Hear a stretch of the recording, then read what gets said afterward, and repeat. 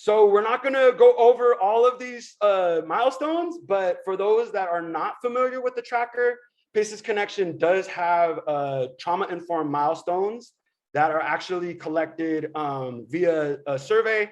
And, Rafael and Brian are going to go much more in depth of this. So it's not a quiz or anything. We just wanted to see who was familiar with the tracker and what data is actually being collected.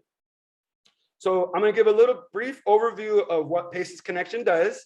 So PACES Connection supports and accelerates PACES science, and we connect communities that are trauma informed. So we were called ACEs Connection. So we did change our name to include the positive and adverse childhood experiences.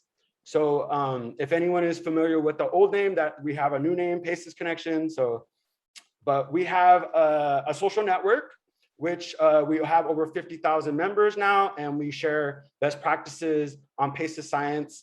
And we are trying to accelerate this PACES movement by connecting more communities and sharing best practices. So we have our communities throughout the United States and throughout the world now. And so we are trying to connect as many trauma-informed communities as possible, staying current with news, research, and resources. So that is the main thing that we do at PACES Connection, is we provide resources for our partners and for collaboratives. We provide webinars. We had an awesome webinar yesterday. We have a lot of stuff that's curated already on the site. So there's a number of tools, guides, and we also share our stories. So the PACES Connection is really about, sharing our stories and lifting stories about trauma. So myself, I'm happily from the central San Joaquin Valley, originally from the Merced area. So I'm very, very happy to be helping organizations in the area become more trauma informed. So at PACES Connection, we have our free website, which is on our platform. And we also have a connection to support. So anybody that is a part of our platform can call myself or a community facilitator and can get help with the platform itself, or if there's anything that needs to be posted, or if anything needs to be clarified, you can contact me through email. But also we have something that Rafael is going to be going into right now is our learning cooperative, which it has a paid membership. And that part of the learning cooperative includes the community resiliency tracker, more technical assistance, and also DEI and other professional development services. Oh, sorry. So, oops. Stop sharing. So that's a little bit about the tracker right there, but I'm going to hand it over to Rafael, who's going to give a deep dive on what the tracker actually tracks, what it does, and et cetera, et cetera. So I would like to pass it over to my colleague and network manager, Rafael Maravilla. So I'm Rafael Maravilla, as John said. He did mention that we've been friends since we were kids in Merced County. And yeah, I'm the network manager for PACES Connection. I'm here to teach you a little bit about our presentations tracker on how to get started in becoming a self-healing community. Here at PACES Connection, we have a presentations tracker, which is part of your free community on PACES Connection. And what this does, it shows you how many community sectors in your community have received a presentation on ACEs science and becoming trauma-informed and becoming a self-healing community. And as I mentioned, this is a part of our free data tools that are gifted to you with your PACES Connection community. And first, if you do go to the PACES Connection presentation tracker, you will see two tabs. I'm sorry, I get anxiety when I present. So yeah, you'll see two tabs. The first tab is the presentations maps that you see here. And as you can see here, Louisiana has a lot of presentations given in many different sectors. And also, what you can do is by clicking on these colored dots, which are color coordinated by sector, you can see what organization the presentation was given to, what sector that organization was in. For example, this example here is a presentation given to an education sector. And you can also list what subsector was in attendance at your presentation. For example, here you could put teachers, staff, or PTA members, who the presenter was, what data happened, how many people were in attendance, and if you had any additional audience sectors, for example, someone from the health sector, you can include that there, which is also great to keep track of interdisciplinary sector presentations. So you can see how far along you're going and what sectors and who has been there. And here, like I said, you can see the dots color-coded by sector and where they have been presented. In the highlighted map legend, you can see what sectors we have color-coded here. And like in the example above, we had color-coded it with the light green, which was the education sector. Additionally, in this presentations tracker, you can use this feature on the side, right here on the left-hand side, to filter what sector or subsector you have presented to. This is a good tool to, like I said, know what sectors have received a presentation, what sectors you need to reach out to, and how far along you've gone with the sectors in your community, how they've been educated in ACE science and your PACES science, sorry, and your PACES movement in your community. In the second tab, you click on and you'll see your presentation data in a table. And with this, you can use this table to, you can copy it, download it, and put it on a Word document. That way you can see your data in a document, and you can see how far along you've gone as well. Here, additionally, you can also filter by subsector, add sector. On the side, on the right-hand side, it has a search function, which you can do by filter by date or who gave the presentation. And you can also search organizations that you may want to find if they have received a presentation or they have not. So there's a search function. And so right now, you might be thinking, how do we add to the presentation tracker? Well, the presentation tracker, like I said, is available to you for free on your free community on PACES Connection, and it will be in the form of a widget on the right-hand column. And there, you can link to the presentations tracker, and you can also go to the survey, where if you click on the hyperlink word here. And this is what the survey looks like. This survey, what we need is date, who gave the presentations, what sectors were present at the presentation, and where the presentation was given. This is important because we need to know where to map the presentation you have given. Additionally, you might be thinking, well, we aren't really giving presentations physically right now, so we are all on Zoom. What address do I use then? In that case, the address you would use is the speaker's address or the address of the sponsor of the presentation. The more accurate you can be, the better it is for us to be able to publish that on the presentations tracker map.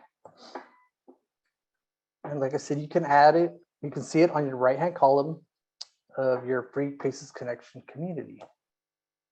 Again, the presentation survey. And another thing to know, this survey is automatic. So what happens is when you do fill out the survey, you submit it, that information goes straight to the presentation tracker and to the map and to the data table. So we at PACES Connection will not see your data, we will not clean it up, and we will not do anything with it because, like I said, this is automatic, so it'll go directly from your survey to the presentations tracker. However, if you do make a mistake, you can reach out to us and we will fix the data for you. You can do that. Yeah, that's how you add to the presentations tracker. Yeah, so that is an overview of our presentations tracker, which is free to your community and will help you become self-healing as you go along. That's my presentation. Any questions? We have one question in the chat, Rafael, from Okay. Dave Lockwood. Is this only for future presentations, or can we enter presentations retrospectively? In retrospective, how far back? As far back as you'd like. Like I said, this is an automatic tracker, so you can input the information whenever you'd like. For example, if you give a presentation tomorrow, you do not necessarily have to input the data for the presentation or immediately after the presentation. You can gather information you need, be more accurate, and then go to the widget, click on here, and fill out the survey and submit it, and it'll go direct. And if you refresh it, the map, it should be on your presentation immediately. I don't know if you really want me to go back 18 years. Maybe there's some sort of timeline that you want to put a cap on. Well, since this is for communities, we will support how as far back as you'd like to go. Okay. Yeah. Was there any other questions? And additionally, with the cooperative communities, if you do become a member, we have other tools similar to the presentations tracker. For example, the Milestone Tracker, which we have 13 milestones now. So you can use the milestones, your reached milestones you have gathered information from, and add that to the Milestone Tracker. But like I said, that is part of our cooperative of communities. Actually, I could share my screen really fast before I hand it over to Brian to just give an overview really fast, just to give you guys an example of what it is. The Community Resilience Tracker, and then the Presentations Tracker is part of the free services, but the Community Resilience Tracker is part of our co-op services. So I'm going to share really fast. So this is the actual Community Resilience Tracker that we were referring to, that Brian is going to be talking about the Fresno Collaborative's use of. And so if I can go back. Oh no, it's not going back. Hold on, give me 1 second. So like Rafael said, we have 14 trauma-informed milestones that we track. So if there's already presentations going on in your community, if you know, we're having, you know, staff development, professional development that's trauma-informed, you know, human resource integrating healing center, trauma-informed practices and policies. There's a number of different trauma-informed milestones that if your collaborative is already doing it, then you know, that's data that is not being collected, you know, and this is an opportunity to be able to really collect that data, just like Rafael was saying, whether it's, you know, years back or whether it's happening now, especially right now, where I feel like collecting data is, you know, an equity issue. And those are also some of the milestones that we included that are new milestones, is the DEI milestones. So with no further ado, I would love to pass it over to my colleague, Brian Simpson. Did you have something to add, Rafael? I just wanted to say these trackers are with the purpose of what gets measured gets done. Thank you. So I would love to pass it over to Brian Simpson, who is doing some incredible work in Fresno. So thank you so much. Good morning. My name is Brian Semsem, and I have the pleasure of working with a group here in Fresno.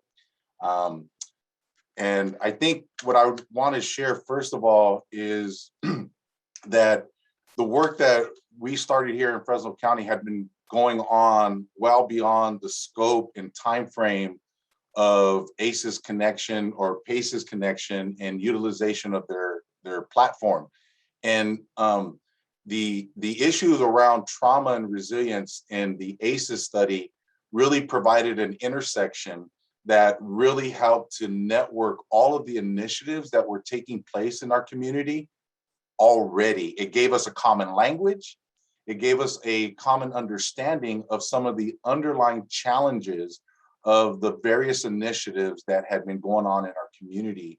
And when Artie Padilla and myself began to talk about the work that we were doing in communities through Every Neighborhood Partnership, the issue of ACEs, adverse childhood experiences, really surfaced as an important understanding. So we started having learning conversations with other CBOs, agencies, and entities, stakeholders, around their understanding of how ACEs impacted their particular work. And what we had found was that there was a wide range of understanding. Some were very new to the concept of ACEs, others were well established and anchored. Dave was one of my first mentors around this information. So good to see you, Dave. But that's how we started in Fresno, was just having learning conversations and what people knew. So when John asked if I would come and share, I want to start there because I also lived in Merced for 4 years and have a little bit of a sense of the good work that has been going on in that community well before this conversation today, right? And so I think there's some intersection there, and I think there's some familiarity. So when we started, we were just having a conversation about what does it look like to be a trauma-informed county? What does it look like to be a trauma-informed organization? And we found that the PACES Connection website provided a really good and free platform for the curating and dissemination of information related to ACEs and resilience. So that's how we started.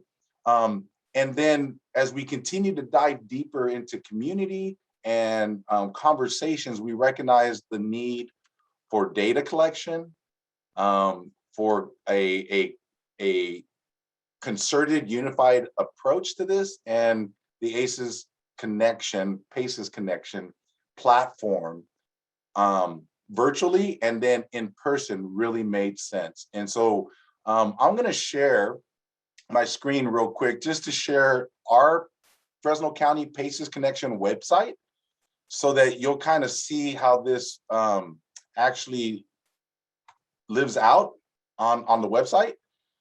So this is our website. Our trauma and our PACES Connection network is a work group of FCHIP, Fresno County Health Improvement Partnership. And it started as this work group, right? And as we started having conversations, we recognized that as we wanted to advance forward and collaborate, it would be good to have data. So we started with the presentation tracker to identify what agencies and what organizations, who was doing what. And then when PACES Connection came out with the community resiliency tracker, we thought this is really a great tool. So where it lives on our website, you'll see here, this is the presentation tracker that Rafael has just got finished sharing about. And then it's here is the community resiliency tracker. And when you click on this, it opens up, and we're one of the early adapters. So we have 11 milestones on our survey. PACES Connection has now expanded that to include, I want to say, either 13 or 14. There were some additional pieces. But at a glance, this represents the number 11 out of the 17 sectors that PACES Connection has identified as a structure for collecting data. In Fresno County, we have data being reported from agencies and organizations in 11 out of the 17 networks. So this is just a real quick glance of what it looks like. And you can see that the community service organization represents one of the largest sectors that are active in our network, and then followed by health, and then also social services, right? So just at a glance, this tells us who our partners are, who's connected, who's engaged, right? More importantly, it identifies those sectors where outreach and engagement opportunities exist to expand the work, right? And so if you go over here and then you move to the actual milestones, This represents a overlay of the map and where the individual organizations that are part of our network are. And there's some pieces here. You can filter this map by sector and subsector. You can filter it if we wanted to filter by how many organizations have completed all 11, or so there's a number of ways of filtering this information. But I'm just going to kind of, what I want to do is just kind of drill in here a little bit. And so what you start to see on this overlay in the map, you see the ACE burden of this map, right? So if you look in Fresno County, here's what we're looking at roughly. I'm not sure if my color monitor lines up really well. But if you see this, 18% have 4 or more ACEs, and this is some general data, right? But what's really cool is if you start to drill into the map, and I'm going to show, there's the organization I now work for, Exceptional Parenting, or Parents Unlimited. On that 11 milestone tracker, our organization has completed 11 of those milestones, right? So that indicates that in the journey of becoming a trauma-informed organization, EPU has met 7 of the 11 milestones when this was first launched last year. About this time is when we first launched our survey. And so this is really good, because then as you think about it, if you are working on one of those milestones, you can come here and see if there's another agency or organization within your sector that has already addressed that milestone, and you can network and connect. And this is what I really love. So we're not reinventing the wheel. We're understanding and we're sharing learning. What were some of the obstacles to this milestone? And again, it's just a quick glance you can look at and really see where your partners are. If we look into the heart of Fresno, right, we see that a lot are these agencies are working in here. We see here, this is Made for Them, another key partner in our leadership team for the Fresno County Resiliency Network. They've accomplished 8 of those milestones, right? So it's just a really great tool. But I'm wondering, because I've been talking for a minute now, I'm going to stop sharing. If there are any questions so far, because there's a lot we could talk about, but I'm wondering if you have any questions so far. What we've heard from our partners is that the website, the Paces Connection Network website, and specifically this tool is really helped to move us forward in our collaborative work. Especially with a network, the Network of Care grant funding is really, we embedded this survey. So we started the milestone tracker before the Network of Care, and it created a foundation for us. And then we received the funding for the implementation of the Network of Care. And then we continued to use the milestone as a baseline assessment of new partners coming into that Network of Care to identify, so those organizations were able to self-identify where they're at in that journey.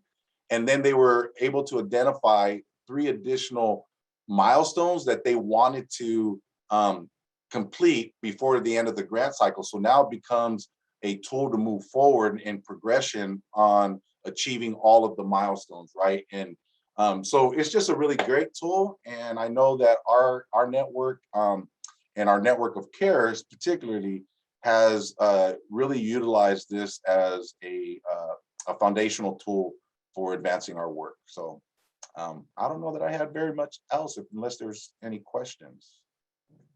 Hey, Brian, it's already. I'm double zooming as I usually am, but did you talk a little bit about the consultation process that we weave in? No, I hadn't. So what we ended up doing with our Network of Care implementation grant was all of our partners who were partners in that funding, we did an initial ACEs foundational training, which really brought alongside the ACEs aware content and the languaging, because that's an important piece, right? with the ACEs Aware initiative is an alignment of a shared language and understanding of, and it's really more of a medical model, but what we were able to do with our CBOs was create an intersection and understanding of the primary pieces. And so we provided that foundational training, and then we did a consultation with the CBOs using the 11 milestone as the assessment tool that we went through, and we helped CBOs identify an implementation team who then we sat with them and went through those milestones and helped them to understand what does it look like. So milestone 1 on the initial survey is, has anybody in the organization received an ACEs science presentation? And if the answer is yes, then you've achieved milestone 1. Milestone 2 would be, has everyone in the organization received a ACEs science presentation, right? And so that's where we kind of would work with the CBOs, and if they haven't done that, like network them to our partners within the Fresno County Trauma Resiliency Network, who could provide that foundational training and support for their staff, so that all of their staff would receive a trauma-informed training, right? So then that's where we're doing that networking. And then after that, after they did that assessment and they identified which milestones they had, then we helped them to identify the next 3 that they would implement. And we walked alongside with them with that. And then we continue to provide technical support and linkages back to the Fresno County Trauma Resiliency Network of partners who could provide training.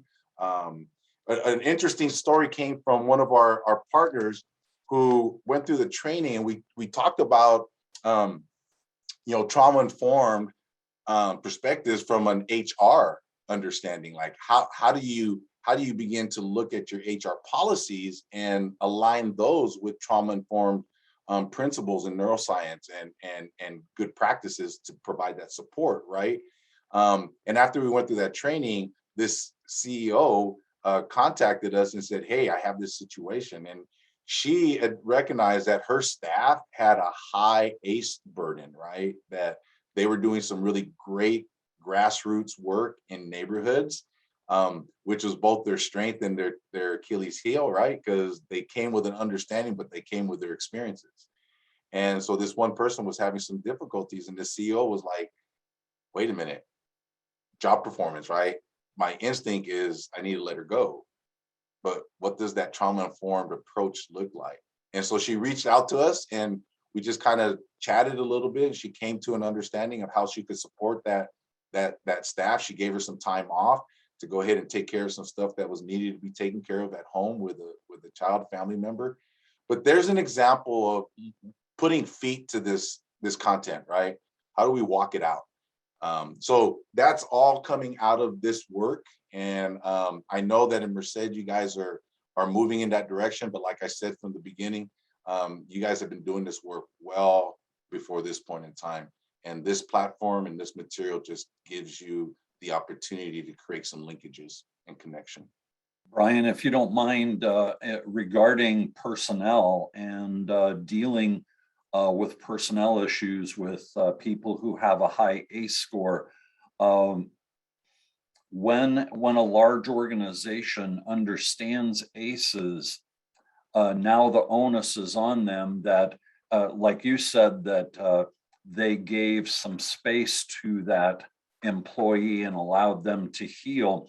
And if all of a sudden you just knee-jerk reaction, fire, you're out of here, that person could possibly come back with a lawsuit saying you were trauma informed, however, you did not take into consideration my trauma history, and you did not provide employee support in that area. So this is an area that the science is going to be going into, kind of unintended consequences, but something that could be very seriously affect a large organization. You know, Dave, and you bring up a really great point, right? Because I think for a lot of us, this is first and foremost a heart work, right? It flows out of that deep sense of who we are. Then the practical side of that is what you're talking about, Dave, right? When we start to look at organizations and some of that, these are real issues. And I think that it's really important for us to consider these pieces, right?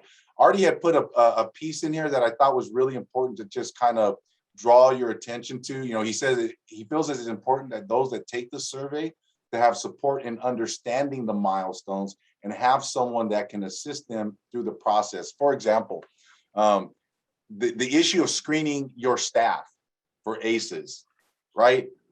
That's a double-edged sword, right?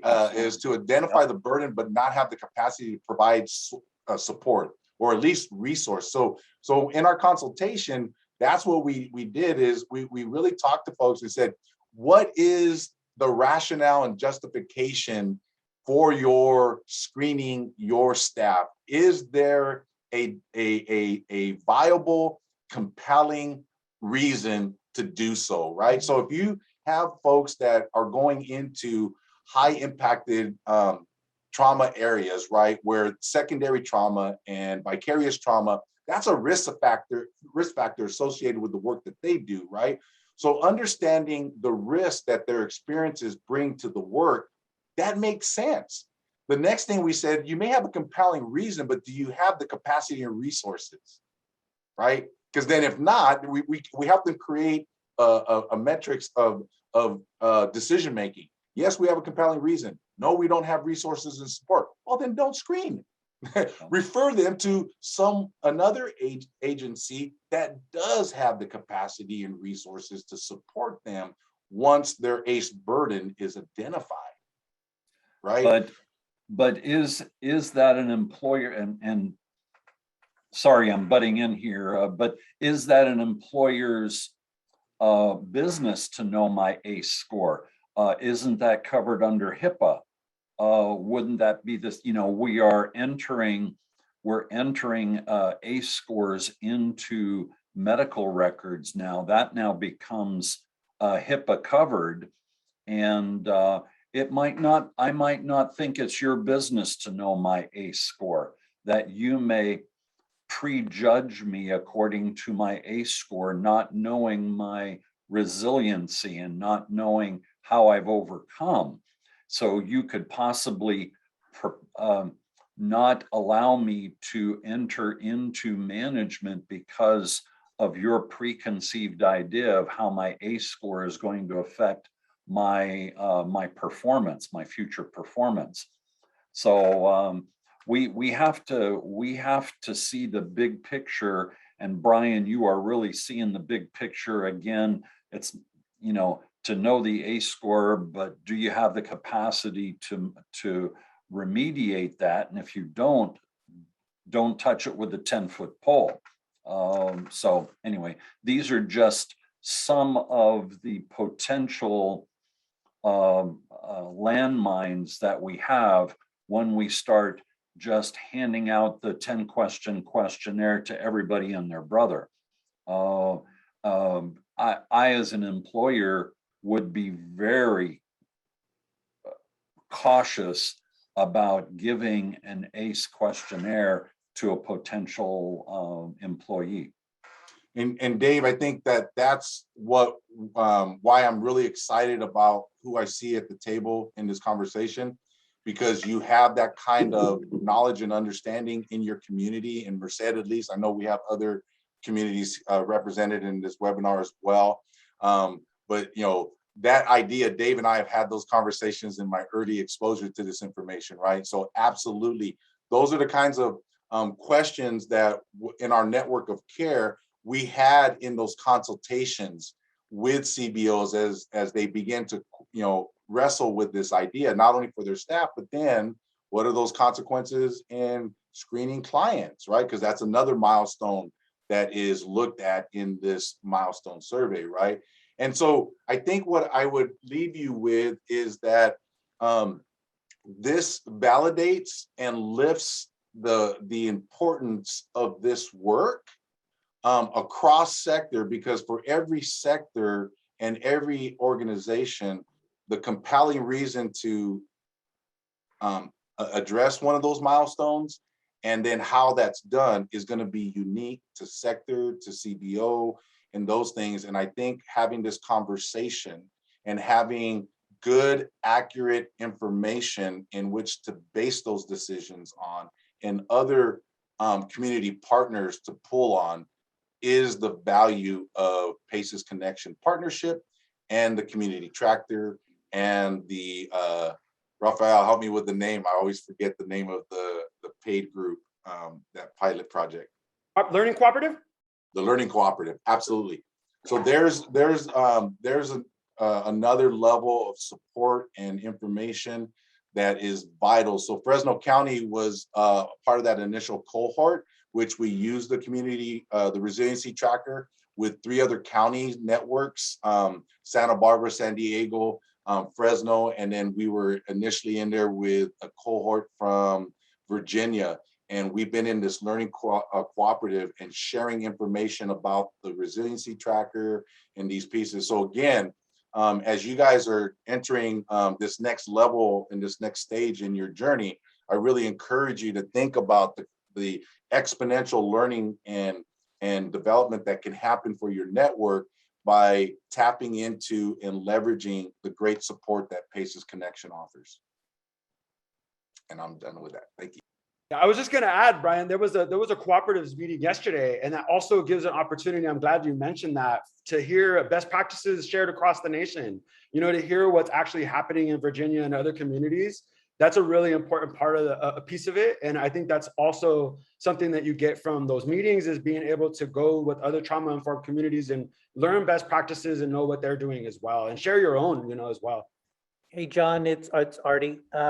I would say maybe towards the last part of the conversation with organizations, when Brian and I were really bringing this to ENP, I felt it was important for me as the leader at that time of ENP to express that, hey, I'm a 5 out of 10.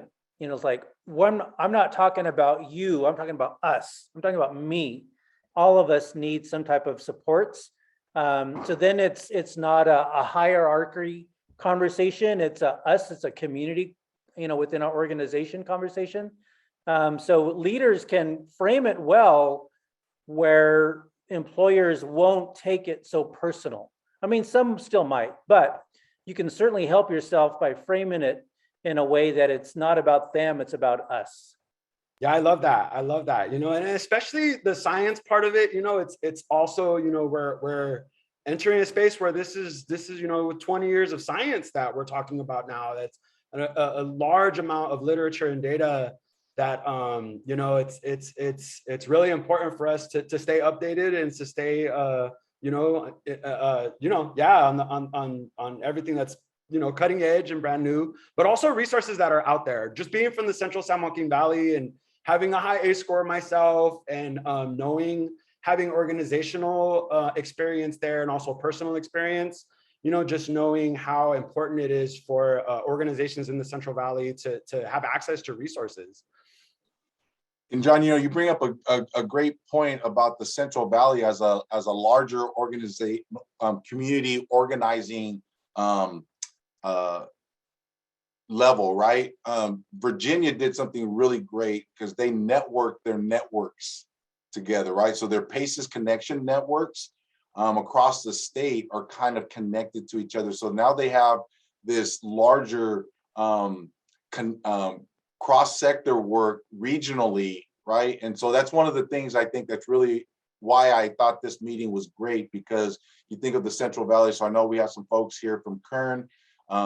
We've, through our Fresno County Trauma Resiliency Network, in our partnerships, right, we have some folks that we're working with in Kings County, Tulare County, and what really is really cool is that PACE's Connection as a platform and a way of connecting on a larger regional level around this material is really vital. And the ACEs Aware initiative has recognized that, and that's why they work really in depth with PACE's Connection. And so some of the Surgeon General's desire to kind of see these best practices then identified and then disseminated, right? PACE's Connection provides some of that infrastructure for organizing around a larger level, a regional level. So that's just a really important piece, I think, as we start to think about how do we learn from the work in Fresno? How do we begin to learn from the work? I first learned about PACE's connection by driving to Sacramento and sitting in on one of their in-person meetings. And I hit the jackpot of all PACE's connection in-person meetings, because they had a guest speaker there that just happened to be Dr. Vincent Fillet. I'm like, wow, this was amazing, right? At a network meeting, I met a lot of folks there, and that's the information I brought back to EMP and Fresno, and then we started having those conversations, right?